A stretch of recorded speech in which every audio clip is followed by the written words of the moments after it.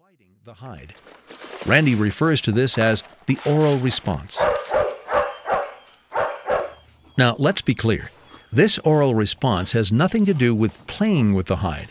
At this stage in his education, the Hare-trained dog is perfectly clear in his understanding that the reward exists in one place and the target of his search exists in another place.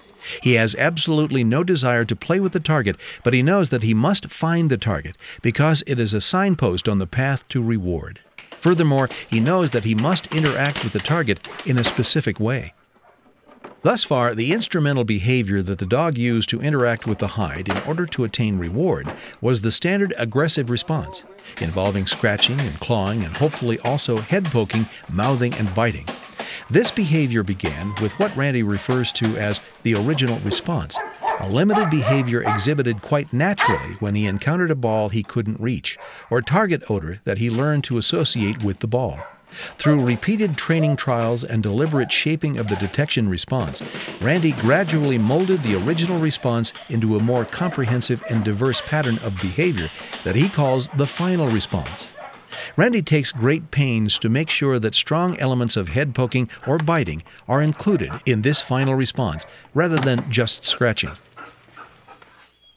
The oral response is a further elaboration and refinement of the dog's final response, putting ultimate emphasis on the dog using his mouth to interact with the hide in order to win reward. The oral response exerts three very important influences on the manner in which the dog will use his final response to indicate real-world targets.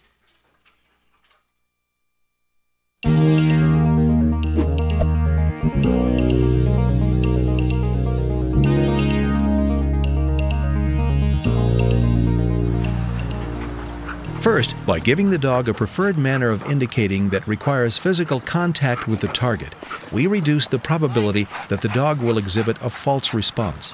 That is to say, the scratch and bite or scratch and head poke response requires, as a substrate only, a convenient surface to scratch and mouth. A dog can execute a very convincing scratch and bite final indication on any cupboard door or in any corner.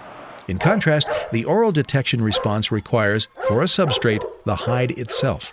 By making the oral detection response a part of the dog